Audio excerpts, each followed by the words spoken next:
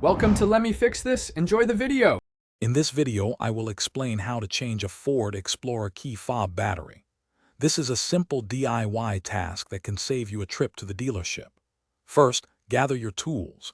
You'll need a small flathead screwdriver and a new CR2450 coin cell battery. Make sure your workspace is clean and well lit. This quick guide will walk you through each step, ensuring a smooth and easy battery replacement process for your key fob.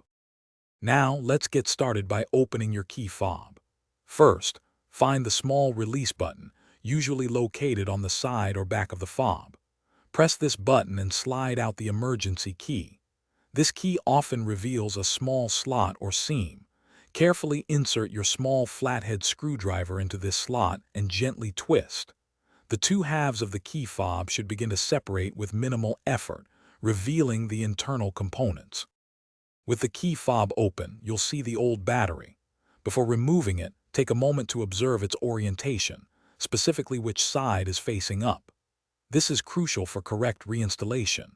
Gently use your screwdriver to pry out the old CR2450 coin cell battery.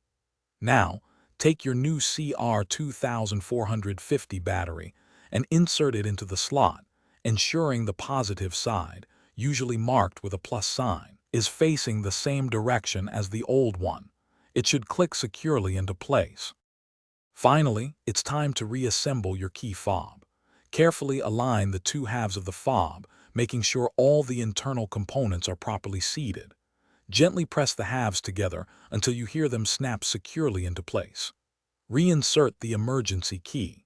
Test your key fob to ensure it's working correctly by locking and unlocking your vehicle. If you're looking for other great deals, like a fantastic water bottle to stay hydrated, check the description below for links and more information. Thanks for watching.